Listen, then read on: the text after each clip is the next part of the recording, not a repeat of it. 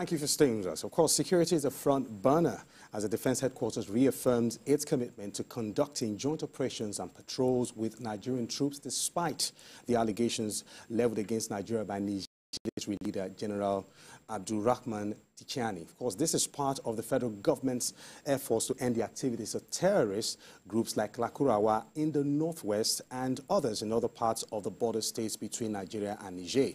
Tichani recently accused Nigeria of allowing France to use its territory as a staging ground for destabilizing his country. He further alleged that the French government offered Nigeria funds to establish a military base in Borno State. Now, in response, the National Security Advisor, Nuhu Ribadu, dismissed the allegations. The federal government, in a statement issued by the Minister of Information and National Orientation, Mohammed Idris, also denied Tichani's accusations, describing them as unfounded and of course, a divisive tactic aimed at deflecting attention from his administration's failures. Now, meanwhile, reports that the residents of border towns in both countries are gripped by fear, concerned that the escalating tensions could disrupt the peaceful atmosphere in the region. Now, Olufemi Lawson, this is quite concerning. Now, with this diplomatic row between Nigeria and Niger, and of course, the common interest is the terrorist group that they have to fight against. Do you see any risk in the course of this whole fiasco? Well, the latest report from that particular region of the country suggests that with the diplomatic row between Nigeria and Niger is not going to have any such negative impact on the joint operation between Nigeria and Niger Republic in confronting these terrorist groups. Because Nigeria and Niger Republic have a very strong and very deep history of cooperation. In actual fact, for anyone who has been to Niger, in some part of Niger, you actually think you're in Sokoto State or, or probably Katsina. So it is not, and you see the alarm being raised by the Nigerian president, where I see it as merely political, especially when you look at the political situation in the country, which Nigeria has not supported since the military takeover of government in that country. So, but when you look at the joint military operation, the successes being recorded, even Nigeria as a country has remained committed, because whatever happens to Nigeria along that would have more negative impact on them, on the country. But they would not even joke with any opportunity to cooperate with Nigeria in tackling the insurgency. Let's look at it from this angle. Nigeria and Niger has enjoyed some very beautiful relationship historically.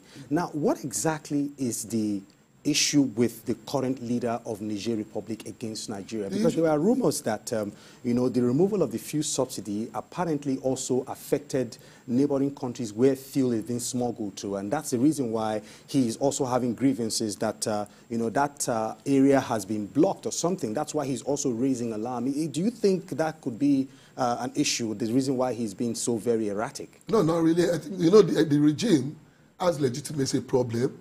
It's a regime that Nigeria has not supported because it's considered as an illegal government that took over forcefully from a democratically elected government.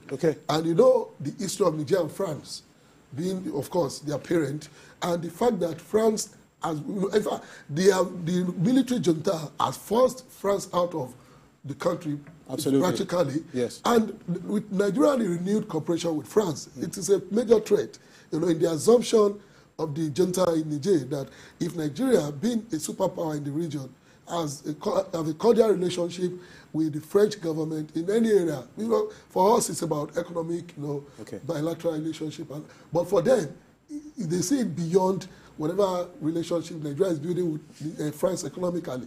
To the extent that they could assume that even French businessmen coming to Nigeria is a military threat to the junta in Niger. All right, so Priya Lamimbre, Olufemi Lawson just said something now. He said, look, no matter how they turn the tables around, the impact of the devastation will be felt more in Niger, compared to Nigeria. Now, let's look at it from this angle. Now, to further strengthen this joint operation, right, what must be done as a matter of urgency to settle the dispute in order for the operations to run smoothly?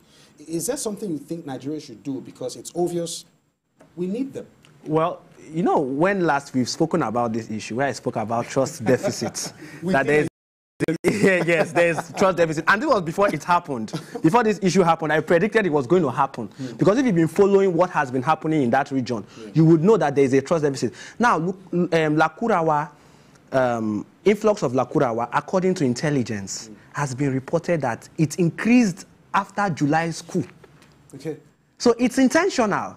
Lakurawa has been in Nigeria for a long time, and we are not talking about the fundamentals of the Lakurawa group, because that's a failure at the local level. So, but let's talk about the fact that they've been in Nigeria for a very long time. But they've not been minimal, yes, but minimal fighters. Okay. Once the junta took over and there was this push by ECOWAS, there was influx. So if into KB and Sokoto. So if you're saying their activities escalated after the coup, are you saying this could have some connection with the Western propaganda in trying to force... No, I'm not saying that, but the truth is that if you feel as a junta that the government of the day is in Nigeria, which is a regional superpower, is not in support of you, why not sabotage them? You see, that's geopolitics for you. Why not sabotage? And it's pressure points, right? But the point is that Nigeria, Chad, we operate under the multinational joint task force, and I think Cameroon also. There has been a trust deficit in the multinational joint task force for a long time. You remember the NSA paid a visit to the head of in Chad, the president in Chad, to repair that relationship. Okay. You know, that's proof that there's been that problem, because most of these countries are French-speaking countries, and they want to detach themselves from France. Okay, and they see Nigeria tilting towards that path. If you say there's been a trust deficit, Olufemi, in 30 seconds, Nigeria has been very, very instrumental to peacekeeping across the African region. Why should there be a trust deficit? Because there's a leadership problem now. You know, when these countries were under democracy, it was easy for leadership to cooperate. But under the military, and Nigeria being a superpower, being under a democracy, they will never be comfortable. All right, they will never be comfortable. All right, let's get down to our next final story for the day. Now, this week, former President Olusegun Obasanjo was on